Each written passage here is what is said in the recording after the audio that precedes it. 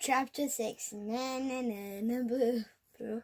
You know how your teacher said you have to read a chapter in a book before you can have fun and you really don't want to? Well, read this chapter and go have fun and tell your teacher na na na na boo boo.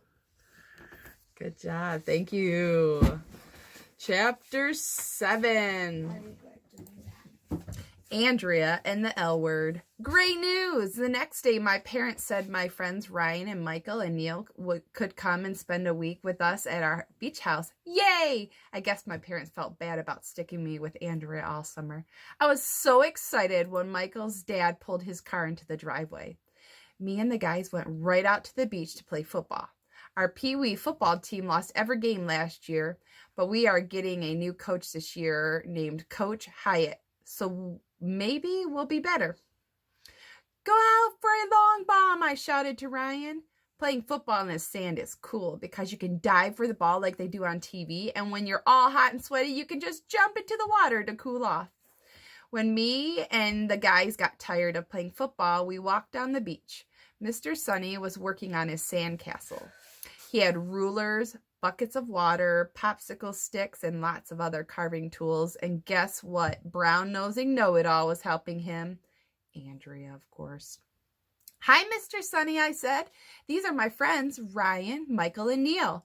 We call Neil the nude kid, even though he wears clothes. I'm sorry, Arlo, Andrea told me, but Mr. Sunny cannot talk to you right now. He is a sand artist. Except that she said artiste. What's up with that? The sand is my canvas, Mr. Sunny said without even looking at us. The sand is Mr. Sunny's canvas, repeated Andrea. I must have just the perfect mixture of sand and water to create my sand masterpiece, said Mr. Sunny. I call it my sanderpiece.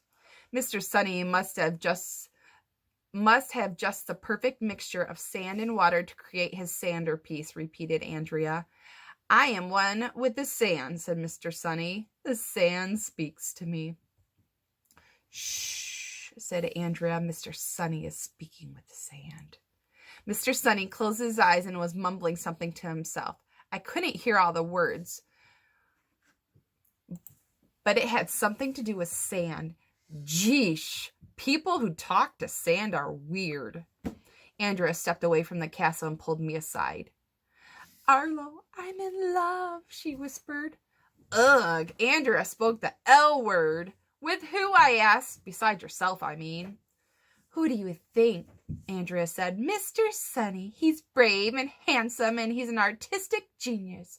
See how he leans his cheek on his hand? Oh, that I were a glove upon the hand, that I might touch that cheek. Shakespeare wrote that, you know. Oh, brother, that Shakespeare dude was annoying. The guys came over to hear what Andrea was whispering about.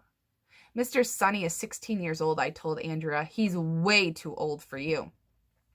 I already figured it out, Andrea said. Mr. Sunny is 7 years older than me, so when he's 30, I'll be 23. That's not so bad. And when he's 58, I'll be 51. And when he's... Okay, I get it, I said, but he's too old for you now. I don't care, Andrea said. Love is blind and lovers cannot see. The course of true love never did run smooth. Shakespeare wrote that too. Did that guy ever write anything in English, I asked. Shakespeare was English, you fobbing, toad-spotted maggot pie, said Andrea. Oh, snap, said Orion. Are you going to take that, AJ? Michael said. She called you a fobbing, toad-spotted maggot pie. I don't even know what that means, I said. Isn't in that Shakespeare language? It sounds like bad words to me, said Neil, the nude kid. I have it all planned out, Andrea told us. When I grow up, Mr. Sunny and I will be married right here on the beach.